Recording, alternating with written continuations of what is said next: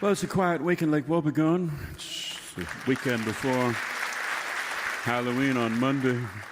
All the kids get all dressed up, of course, and go out trick-or-treating, and there are a few parties in Lake Wobegon, and everybody has a lot of fun, but it's nothing like it used to be. This is one of the cases where that really is true. I was introduced to Halloween by my classmate Merle Krause, who was in shop with me and who always did so much better at everything, and especially the projects that had to do with electricity. He had a real talent for wiring things up. Now, this was in a different day and age when it came to Halloween. Halloween was open warfare for about 24 hours. This has all gone away somewhere, and we could talk for a long time about why. Technology or something got in the way.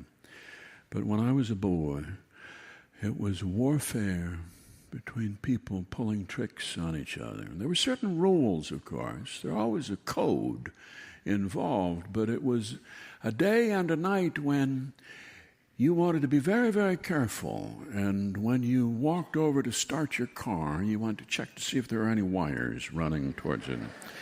And you wanted to smell to see if there might be some kind of rockets that are hooked up to your spark plugs underneath. You wanted to be careful about lifting up your hood, though, because things might jump out at you. And you wanted to check the floor of your car, make sure there weren't snakes or something in there, some odd thing in your car. You always locked your door for Halloween if you ever went away, which you wouldn't really want to do because you wanted to be sure somebody wouldn't have time to, say, put a cow in your upstairs bedroom. This could be done by a patient person who had a cow. And what a cow could do in a few hours up in your bedroom, you just don't even want to know about. The smell would not go away for years and years and years. Now, there was a code here. The purpose was to harass and irritate people, not to injure. You shouldn't injure anybody. And you shouldn't cause actual destruction. There was respect on the part of the victim for the ingenuity of the perpetrators of the prank, whatever it was. When you came home and you found your Model T Ford up on the roof of the garage, you admired the patience and the hard work of somebody who took that car apart and then put it back together up there. You honestly did. You didn't get mad, you got even.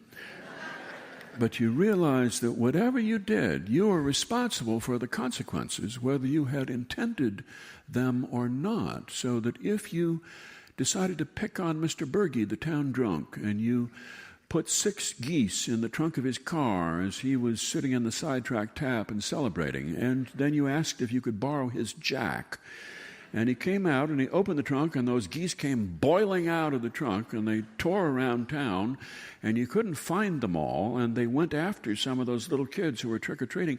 You are responsible for what happened.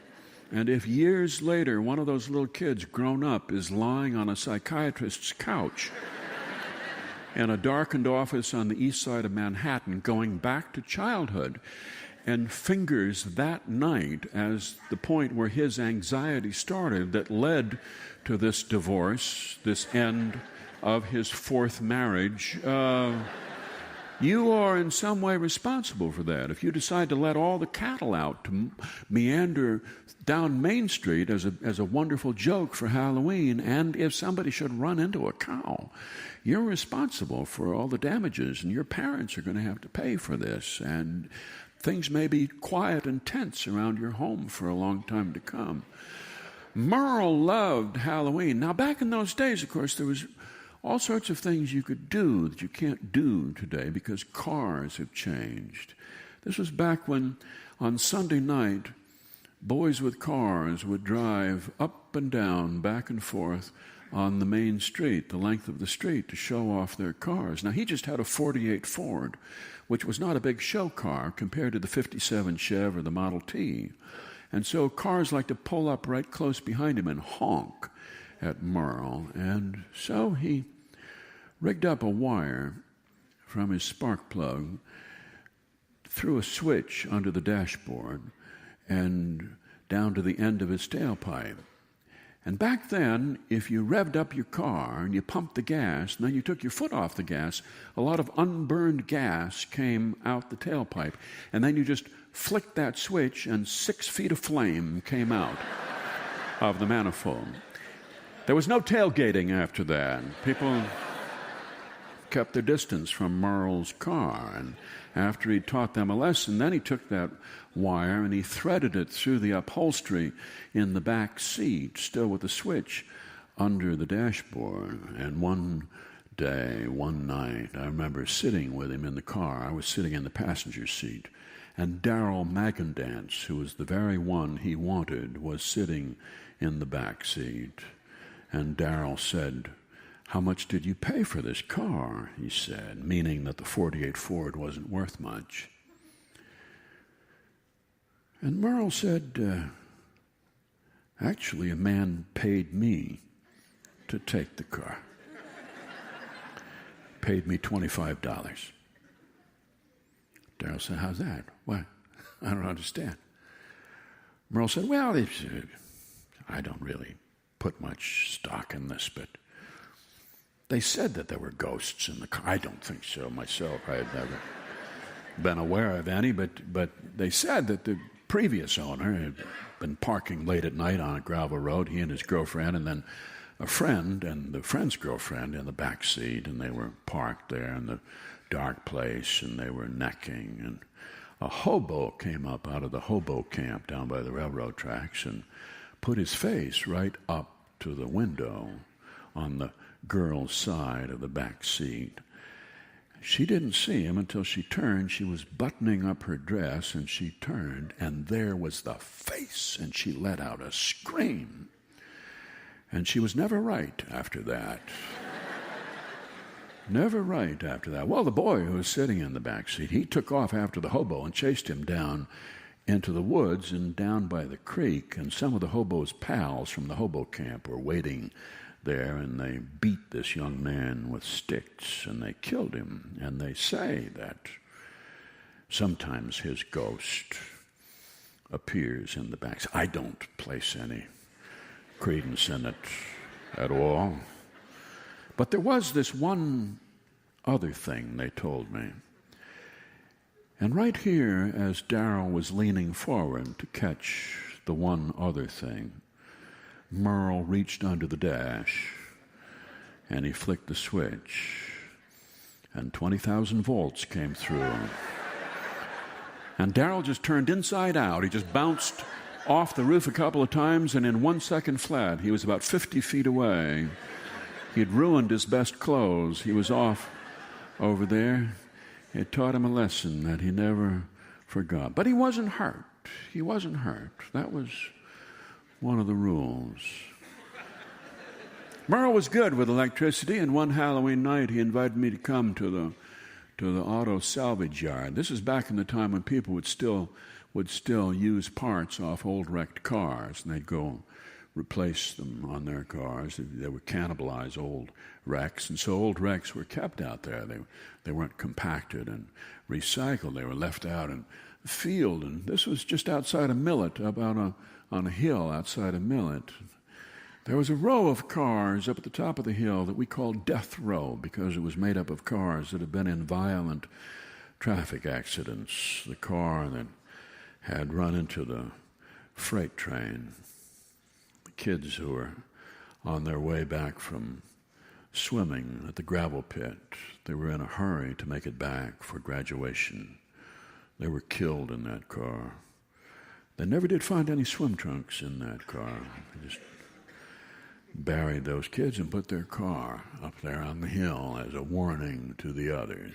Other cars that had hit bridge abutments. And then there was the prom car, the car that the young man and young woman were in a hurry to get home in time for a curfew at midnight. They missed a curve and they ran into a tree at a very high speed, judging from the front of that car. The engine pushed all the way back into the front seat. Well, he said, there's some people going to be up visiting Death Row tonight, he said to me on Halloween. And he said, you and I are going to be in wait for them. We're going to just wait for them to come. Oh, you're going to like this, he said. I've been working all day on this, he said. I'll bet you they're going to crap in their pants. I'll bet you $10. Well, we lay up there in the weeds by this pickup truck, and he wasn't telling me what he'd done. And then these boys came up, and there were 3 of them, and they stood right up by the prom car, touching it with their hands. You could see there was some kind of bet, some kind of dare going on, and they were scared, all 3 of them, but they had told somebody they weren't scared and they were going to do this, and so they did it, but they couldn't wait for the time to be up. They lit a match to look at their watch. They were going to be there for just a few minutes. They were smoking cigarettes. We could see the red coals of their cigarettes in the dark. We could smell beer, and we could hear them talk to each other in that cool way that shows that somebody's really, really scared. We waited for a while. You always want to wait for a little while. And then Merle said, okay, here we go. And he picked up a cord. And now I could see around the box of this pickup all of these electrical wires. And I could look into the box of the pickup, and there were like 50 car batteries in there, all wired up in a series. He took that clamp and he put it onto a battery post, and the moment he put it on, 6 headlights, whoa! And those boys just frozen in the headlights, looked at us, their eyes big as saucers. There was a radio playing in the last car in the row. Very nice touch on Merle's part, I thought, and really little creativity. And then he took the second clamp and he put it on a second post, and the starter started up on the pickup truck, and it lurched forward towards those boys. We saw dark forms tearing off into the darkness. Then he unhooked the batteries. He sniffed the air. He said, I think I won that bet.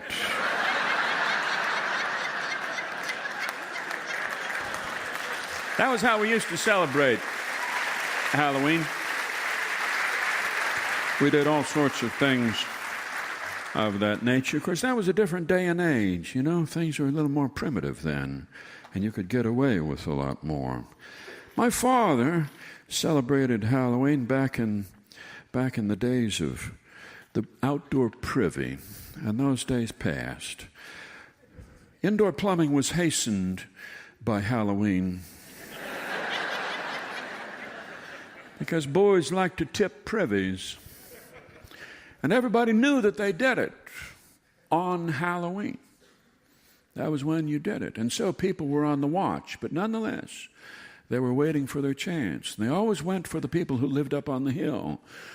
The editor of the newspaper and the Lutheran minister and the banker. They went after powerful people who still had outhouses, because relieving your bowels was a sort of a private thing, and people didn't like to do it in the house, in a room in the house, behind an ordinary door. They liked to be by themselves and go off into the outhouse. And for some of them, the key to loosening their bowels was the smell, somehow, of the outhouse. And it was something they couldn't get over. And so a lot of these outhouses lasted on into the early 20s, when my dad was a boy. And those boys would sit up by the church, and they would wait on Halloween night. They would wait to see somebody leave his house. Of course, these men knew it was Halloween, and so they tried to hold it in, but it comes a point where you have to go, and so they'd take a lantern and take a rifle, and they'd go out to the outhouse, and they would walk in there and sit down, listening for the sound of boys coming down through the weeds. And every so often they'd just throw the door open. They'd say, I see you out there. I know you're out there, they'd say. But those boys weren't fooled by that. They knew that in order for the man to do what he had to relax, didn't he? So they waited for the sounds of relaxation. And then they moved quickly. You had to do it right because you weren't supposed to hurt anybody, so 4 boys pushed from the back, and 1 boy sort of eased it down from the front. They'd always push from the back, tip it over onto the door, and the man would yell at them. That was the payoff for those boys, was hearing some good Lutheran express himself in rich, ripe language. Use words you wouldn't hear him use in ordinary life. That was the whole payoff. And then he had just one exit, was out through the hole. And there was the latrine waiting for him.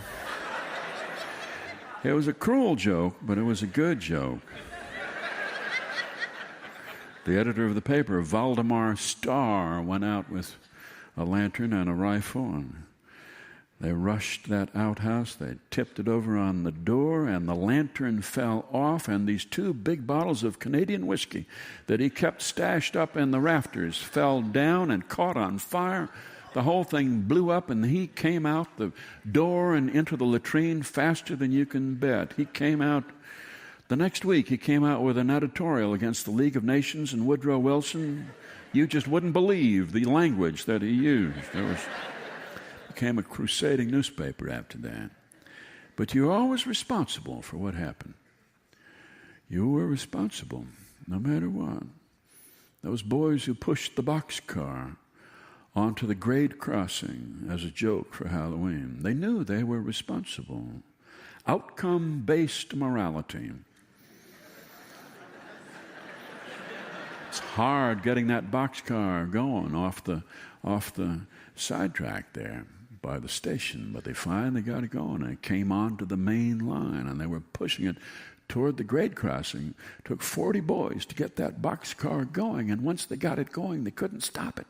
It didn't stop. It just kept on going. It was rolling down south of town. Rolling south of town. They knew they were responsible. It was getting away from them, so they got a pickup truck, and they drove down the rail line. They got up over the rail and drove along the ties at 10 miles an hour, shook until their teeth almost came out of their head, but still, that boxcar was getting away from them. They didn't know what to do. It was around the bend, and then they went around the bend. They couldn't see it. It was heading south, and then they heard the whistle. They heard the whistle of the oncoming North Coast Limited, and they got that pickup off the rail fast as they could go. They just got it off the rail, and that North Coast Limited came barreling north past them. Went by. They went off in search of the boxcar. They never found it. It never was found. Station master said there were 2 pianos and 6 sofas inside it. Nobody knows what happened to that boxcar. It's a mystery. Sometimes men deer hunting out south of town have heard piano music. Heard piano music and saw that sofa. Thought of their mothers. All gone. The past gone. Just like a freight train. Off into the night.